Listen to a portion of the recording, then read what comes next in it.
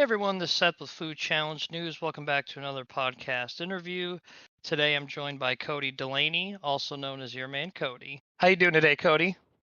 Oh, I'm doing pretty well. How about yourself? Oh, I'm doing great. I appreciate it. So what made you decide to start a YouTube channel? So I was pretty young. I was about 18, and I knew I didn't want to go the college route. And I knew that I wanted to start my own business where I could travel and make money. So YouTube was perfect for that. And I always loved recording silly videos growing up. So YouTube was just a natural progression of that. And then I also seen, so at that time, I think it was around 2018, YouTube was pretty big, but it wasn't as addictive as it is now in people's life. So I was like, man, hopefully I can hop on the train. And then not too long after that, that's when YouTube really blew up, in my opinion, and people were really on it just all the time, and it became the number one search engine. So that's why I started it. And growing up, did you have an interest in videography? Did you always have a camera with you, or did you develop an interest for it later on? I always had an interest in it. I always had this plan that me and my two childhood best friends, I would start this YouTube channel, because originally I started a little one when I was in middle school, and I wanted to film jackass related videos and just funny comedy stuff, because we were the funny kids in school. And I thought that if I would have started that and they would have helped me with it, we would have blew up and been famous from it. So I always had an interest in it. And your first YouTube video, it was you and friends participating in bungee jump trampolining at an indoor mall. So what led up to that video being posted? And once you uploaded it, did you plan on keeping it up? Yeah, so what led up to it was I just wanted to film something. I just wanted to get it started. And I knew it wasn't going to be perfect, but I was like, man, if I get it out here, I'll learn how to edit better and all this stuff. And then I always planned to keep it up because I was like, it's not as greatly edited as my newest content. So I just always wanted to have that so people could see the journey of what it's like to be a YouTuber. It's a bungee jump trampolining. I've actually never been, but it looks fun. It's surprisingly pretty fun, It makes you feel like a little kid. Is it easy to do backflips on? I think I tried, and I don't think I was successful at it. So I don't know. It might just depend on how gymnastically talented you are. Me, I'm not that gymnastically talented, so. What year did you start on YouTube? I think I started in 2018, but then 2019 is when I really started to take it serious and tried to record as much as possible and upload once a week. What was the landscape when you began YouTube? As far as challenges, were you watching many challenges? Did you want to upload challenges at that time, right when you first started? So in terms of the landscape, the only person that I really knew of was Randy Santel, and I had no clue that he grew up 35 minutes away from me. And then I had no clue that the whole food challenge community was even a big thing. I didn't know people like Matt Stoney or something like that have millions of subscribers. And then I found that out as I went along. Hey, let's talk your nickname and your signature finger point, because it's become iconic to your videos now. Did it come to mind right away, or did that develop over time for you? It just developed over time. I've always been a big fan of the anime Yu Yu Hakusho growing up. And the main character in there, he has his special moves called the Spirit Gun. And so that's always just been in the back of my mind. I just think it's cool. And now just everybody loves the finger point. So it's definitely become iconic with your channel. I also got to see it in person, so that was pretty cool. So your first food challenge on YouTube, I believe it was actually in a vlog style format, but it consisted of a 3-pound hamburger, a pound of fries, not even including 9 slices of cheese and a ½ pound of bacon. So we're talking a couple pounds of food here. Was that your first food challenge that you ever did? And did you complete that one? So the very first food challenge I did was this one called the Gattameyer's Challenge in Florissant, Missouri. The restaurant's since closed down, but it was even bigger than that one. This one was 4.5 pounds of burger, and then it was a pound of fries. We had 45 minutes to do it, and we went there for my buddy's birthday, and I was able to do it in around 32 or 33 minutes. Then my other buddy, I think he beat it with 1 minute left. And then our other buddy, he wasn't able to complete it. And then so from there, I wanted to just keep on doing food challenges and record them, because I was like, man, this is very easy content. If I can just do one of these, get it for free, I don't have to spend a ton of money per video. And it also was kind of it was the worst thing I had ever done, because I was just in the bathroom at my buddy's house, just puking because my stomach hurt so bad, and I had no concept of training or anything like that. I see. Oh yeah, like my stomach was probably only held like on average like 2.5 pounds, and then you go from eating probably close to 6 pounds after all the liquids in 30 something minutes. Yeah, my body was completely in shock from that. So the one that was 3 pounds, and then with the 9 slices of cheese, I think it was the Mother Trucker, right? If I'm not mistaken. Mhm. Did you complete that one? And also, did you have a game plan going into it? So that one I didn't really have a game plan going into it. But then I wasn't able to beat that. And then a year later I came back and beat it in like 25 minutes. But that restaurant also too, that restaurant recently closed down. It got bought out by IHOP. The owner, she passed away, I think, in a car crash. Wow, that's terrible. Yeah, pretty terrible. And so following that challenge, you went out with some friends again, and you would take on the Buffalo Wild Wings Blazin' Challenge. Was that the first time that you had taken that on? Yeah, I think that might have been the very first spicy challenge even that I had ever done. Definitely the first spicy wing challenge I did. And that was a rude awakening. That was horrible. Did he hit you right away, or did you feel that you had a natural tolerance for the spicy wings? Like when they sat them down in front of you and you were smelling them, were you like, I've messed up, or were you ready to go? Kind of a mix of both. When they came out and I smelled them, I was like, wow, this is going to be awful.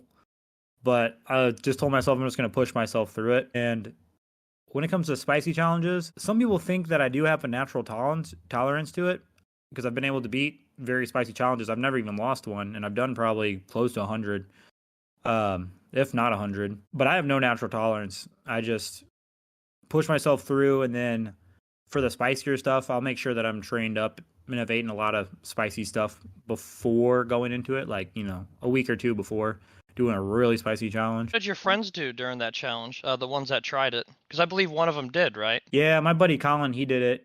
And he was able to finish it, but he wasn't able to finish it in the time limit. Okay, so he still completed it, but not technically according to the rules. Yeah. Okay, well, I commend his effort either way. Yeah, his argument for it was he didn't want to buy food and then have to eat it fast. So he was like, oh, I might as well just sit and enjoy it. Like, and I was like, yeah, I understand that. Especially with spicy challenges, like if you still have to pay for them afterwards, it's kind of not worth it, Did you receive any prizes from winning that? I can't remember exactly what I won from that. I think you get like rewards points for that. I think you maybe get like 5,000 or something like that. And I think the newest one they came out with, I think that one rewards you like 10,000, and then you can use that for future meals. But I didn't even have a rewards account, so I was like, oh, that was a fun challenge. And then eventually your videos began to prove that you're up for any sort of challenge, even those that don't involve foods. For example, you've camped 24 hours alone, but you also one time even attempted to eat a small cactus. Why did you decide to start trying more extreme challenges, and even those that don't involve food? So I've always been interested in things that like scare me and like really challenge my comfort zone. So trying harder and harder challenges is just an extension of that. And then like the cactus was the craziest thing I could possibly think of. And I had just hit like 250 subscribers, which isn't a lot, especially to eat a cactus for. But it was so crazy. I was like, man, I might as well try it. I had seen the LA Beast do it. And I was like, well, and then I looked it up and it's edible. So I tried it and did it. And it's, one of the craziest things I ever did. And people still bring it up to this day when they see it. So eating a cactus is something most people will never do, including myself. I'd never do it. So what went through your mind when you decided to do it, and most importantly, why? Oh, going through my mind, I was like, man, why am I doing this? But I might as well power through it. Getting poked in the mouth isn't the worst pain in the world. And then it's kind of weird because I do like cucumbers. It's one of my favorite vegetable. And to me, cactuses taste like cucumbers, just cucumbers that got, a little bit of glass on them. Did you have to see a dentist afterwards? No, I mean, I felt fine, but I still had some of the spines in my gums for a few days. And then I guess saliva eventually dissolved them, thankfully. And on March 10th, 2024, you and I both attended Cape Anime in Cape Girardeau, Missouri, which was a really cool experience. It's an anime convention, and the convention also hosted a ramen noodle eating contest, which you participated in. There was some great competition out there, but you ended up emerging victorious, and you won $200 for your efforts. How did you feel as they were counting it down? Were you nervous, or were you ready to go for that contest? Yeah, that contest, I was definitely ready to go. I was a little bit worried about the chopstick rule because if you remember, you couldn't scoop with your hands or a fork. You had to use those chopsticks. Hmm. And one of the things that worried me when I started was I was worried that some people were just going to like pour the bowl down their mouth without really using the chopstick rule. So there's a little bit of hesitation there, a little bit of worry. But once it started, I was going through bowls like more than a minute. You know what I'm saying? More than a less than a minute per bowl. And there was some really good competition. The one guy who got second was actually a pretty young guy, redheaded guy, and he did pretty well. I was surprised. I was impressed by him. I think I did maybe like between 13 and 17 bowls of ramen or something like that. And then he maybe had like 8 or something. So he had the previous record, I think. If we're going by last year. So if I would have been there, yeah, he would have definitely won it. And that was the first eating contest that I had ever attended, and it was over with so quick. Like you see him on YouTube, and 10 minutes. It seems like it can kind of take a while. In person, it just flew by. I was very surprised about that. But yeah, that was kind of cool too because that crowd was very engaged, and I think with it being ramen, it's more even though it's the only ramen contest I've ever done. It seems like one of the more interesting foods to watch. Some people don't like watching hot dog contests because it's gets so gross and like a lot of those other like gross to watch foods. But ramen is a pretty clean food to watch people eat fast. And so I mean that's one of those great contests to watch in my opinion. And was that the first time you had eaten ramen in a contest? Yeah, that was the first time I ever did it. But I'll probably do it this year as well and try to break a record again. Do you know if they're bringing back that contest for Cape Anime this year? I'm not for sure exactly, but I would assume so because they did it the year previous, and they did the pizza one the year previous. So I think it's just an annual thing at this point. It brings in a good crowd too, so I don't think they have any reason to stop it. Yeah, and like I said, it's a really cool venue too. Very open. Everyone's real nice and helpful, and yeah, I really enjoyed that. How was the broth? Was it of an optimal temperature? Did you have to strategize on getting it down along with the ramen if it was like boiling hot? The whole room smelled like ramen, and it looked like the ramen was steaming. So how was it for you? So in the beginning, I don't think it was too bad because the heat was like at the bottom of those big uh bowls or tubs or whatever they had it stored in. So by the time they scooped the stuff off the top that wasn't as hot and then poured it in the bowls, it wasn't that bad. But definitely those last like probably 4 minutes of the contest, the broth was super hot, and I was having to put water in the bowl, or else I would have been able to eat even more. That was what's starting to kill me. Each bowl kept on getting hotter and hotter and hotter, just temperature wise. So, World's Hottest, you've taken on many, many of the World's Hottest challenges over the years. One of them was the 13 million Scoville heat units of beef jerky, and also the World's Hottest Carolina Reaper infused alcohol shot.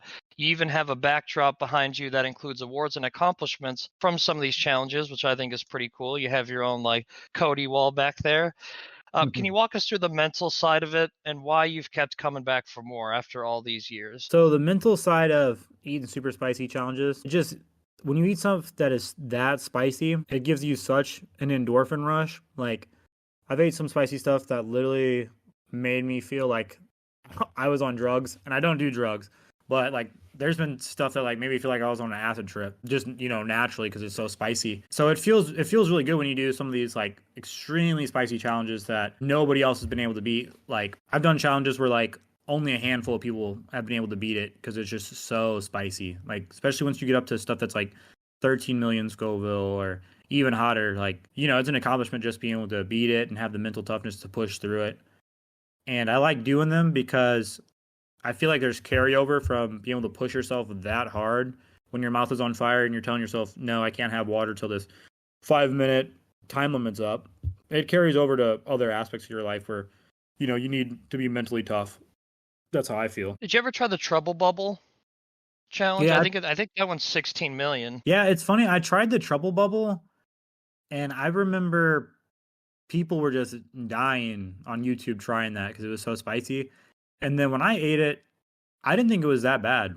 I think my tolerance was like I had like peak tolerance there where like peak tolerance means I mean like the only thing that I find spicy is like multiple Carolina Reaper type stuff. So I think Trouble Bubble I put that like on a 3 out of 10 on my spicy scale. Maybe a 6, but I can't remember. It was a very easy challenge for me. The hardest part of that challenge for me was actually blowing the bubble off one little piece of bubble gum. I always wondered how that was.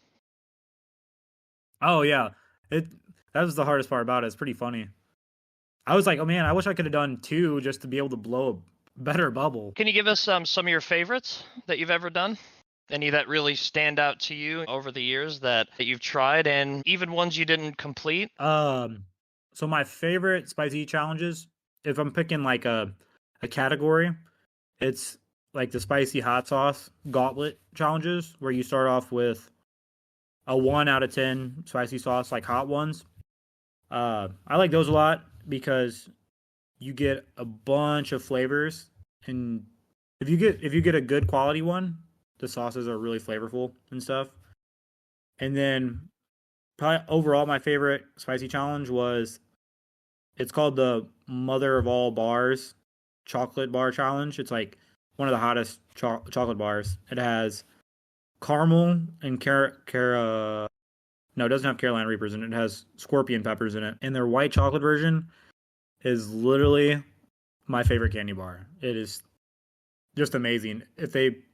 I messaged them and I was like, man, if you guys make a non-spicy version of this, people would be flocking to buy this. Their white chocolate mixed with the caramel, and even just that little bit of spice to it is just perfect. That's easily my favorite challenge because it's just so enjoyable. Yeah, sounds really tasty. Oh yeah, I would recommend it if they ever come out with one that's like, I don't know, maybe has a small amount of habaneros in it versus scorpion peppers. How hot is the scorpion pepper? The scorpion pepper, I believe it's close to, I think it's between 1 and 6 million Scovilles to 2 million Scovilles. So it's pretty spicy, but with that one, scorpion pepper is like one of my favorite peppers. They taste pretty well, so you get a lot of flavor, even though the heat is pretty crazy. I'm not a big fan of Carolina Reapers, which is like, I think a Carolina Reaper is like 2.2 million officially, and they just don't taste as well. So it's just like, they're just awful tasting and super spicy. Have you tried Pepper X? Yeah, I tried the Pepper X chip when it first came out, and I didn't think it was that spicy. I could have ate it just like a normal bag of chips. Oh, really? Wow. Yeah, I think it was called the dual chip challenge. You're supposed to challenge like one of your buddies to eat it, and then like first person to grab water or liquid or relief loses. What's the longest you've had to lay in bed or on the couch after an extremely spicy experience? There's definitely been a couple challenges where I didn't return back to normal for like 3 days. I might not have been in bed the entire time, but I was like up, getting in the bathtub or stuff like that. Because usually if my stomach's upset from a spicy challenge, I still get up and take a bunch of cold showers, cold baths. Yeah. Well, in your intro, I know that there is one where I don't remember the exact challenge. You have to help me out here. But where you basically just say, "God help me," and it's part of your intro. What challenge was that? Because you looked pretty miserable in that one. Yeah, that was the Tube of Terror challenge. That was another one of those challenges where I told myself, "Oh, I'm only going to do that if it's a really special occasion." And I think I hit around like I think it was 500 subs, so I decided to do that. And that was by far the spiciest challenge I had ever done.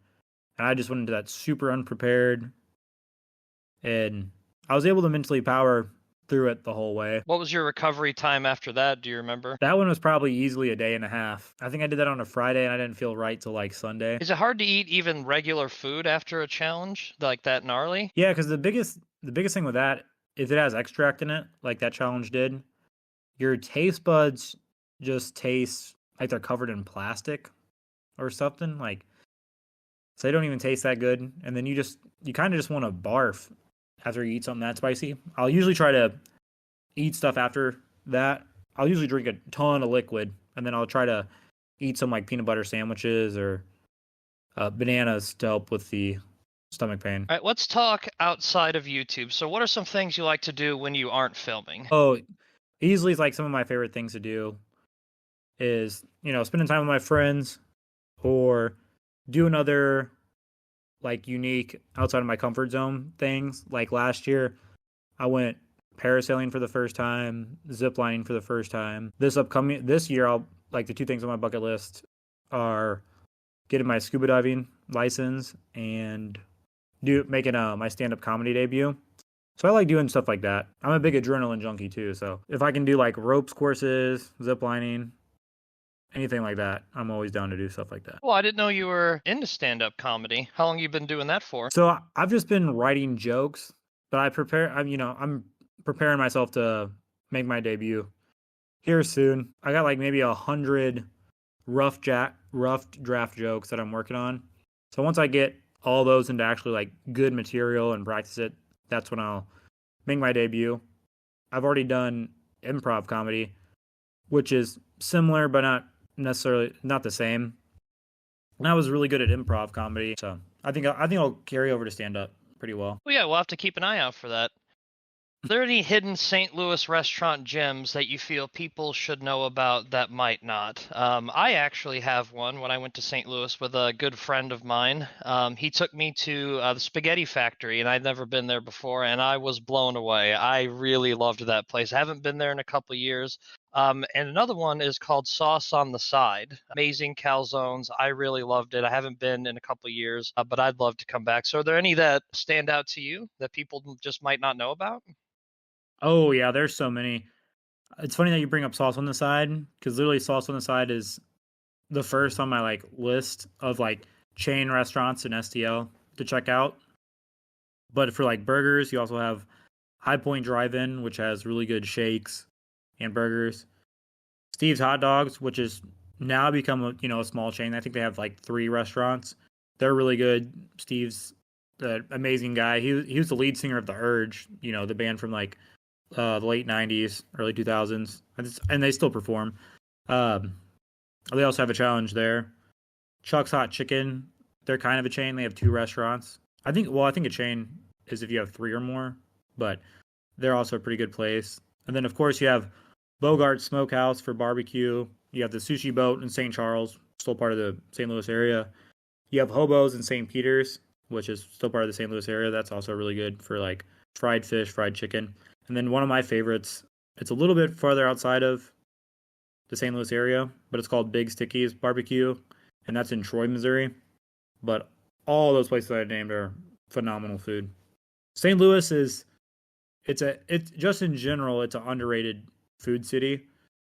A lot of people don't think Missouri is like that good of a state, but like we literally have 2 different kinds of barbecue. We have our own pizza style, toasted raviolis. We have so much good food here in St. Louis. It's kind of crazy. Like compared to other Midwest cities, St. Louis I would easily rank as the best food capital. And so you've been skydiving. Would you go again? Yeah, I actually went not too long ago. I went in I think October in this one place in Indianapolis. But I think after that experience, I think I'm done skydiving because my first experience was so good and my second experience wasn't as good, even though it was an extra 3,000 feet. The first one I did was in St. Louis, and I was very intimate. We were in the air for a long time, talking to the instructors and everything. Versus a lot of them are more like corporate and stuff, where it's just like, oh, get on the plane, jump out, So it's not that much of an experience. So I don't think I want to ever go again due to that, I wouldn't want to do something again, and it's not as fun as the first time I did it. And then it was also this recent one. It was hard to breathe when I was up there. It was hard for me to like catch my breath. I don't think maybe my head was tilted back far enough, but that had me a little scared. I've never been in a situation where I couldn't breathe. So, Yeah, I'd be concerned. oh yeah, I still recommend everybody should do it once in their life. Once you're up there and you're looking down. I've never been skydiving, and I probably won't ever go, to be honest with you. But are there any sort of nerves, like right as you're about to jump out? I mean, is there any like thing that like is your body just like tensed up, like I don't want to do this, or were you pretty relaxed up there? Not gonna lie, I was pretty nervous to do it, but it's one of those things where you're already that high. You just got to be like, well, I already came this far. It's up between me, God, and gravity if I'm surviving. So, being nervous up there doesn't really help. But you're pretty nervous up there. I think anybody who goes for their first time or second time's probably scared. I know some people get excited for it, but it's just not something you should even naturally be excited for. It's the scariest thing I've ever done besides bungee jumping. And then bungee jumping is so scary that I wouldn't recommend anybody to do it. Yeah, I've always wondered about that too. I've seen a lot of YouTube videos, but I'm sure it doesn't do it justice. Besides, like actually being there doing it. So was that pretty scary or? Oh yeah, skydiving I put it at a 10 out of 10, and then when I went bungee jumping, I would drop skydiving down to an 8 out of 10. Bungee jumping is easily a 10 out of 10 on how scary it is. And then it also didn't help that when I went, out of like my random group of 50 jumpers, they randomly picked me to go first right after the instructors went. Oh, wow. Yeah, so everybody watching me. Yeah. And it's one of those things too where when you go skydiving, the instructor will basically, push you out, jump out with you. Well, in bungee jumping, they put their hand on your back, and then they just tell you one, two, three, jump, and then you just have to jump up into the abyss. How did you feel when you were randomly selected when they said, "Yep, it's Cody"? How did you feel about that? I'm not gonna lie, I've had many situations like that in my life. So in my head, I was like, of course they picked me first. And then it was even funnier because right after they picked me, they picked my best friend Michael right afterward, just randomly. And I had pre-booked like 2 weeks before, and he signed up on spot. And so I just looked at him and I was like, dude, there's nothing else better that explains our friendship than me and you getting picked first to do something this crazy. Did he have fun though? Yeah, he did. He was super nervous, but his personality, isn't super expressive, so he didn't really show. He seemed very calm. And then afterwards, me and my group were like, "Man, how are you so calm?" And then that's when he like really opened up. He was like, "Man, I wasn't calm at all. I was nervous as hell. I'm glad I got that over with. It was super fun." And me, after I got back up, I was still shaking, but I loved it. Like once you get caught, all those endorphins hit you, and you're just staring over the river and over the mountains, just upside down, and it's just beautiful. But when I got back up, they're like, "Hey, Cody, you got a second jump." And I was like, "No, you guys know I didn't get a second jump." And they're like, "Well, we'll give you a second jump if you want to. You did a really good job with the form and everything like that." I was like, "I'm good, guys. I already risked my life once a day. I don't need to do it, 1 minute afterwards."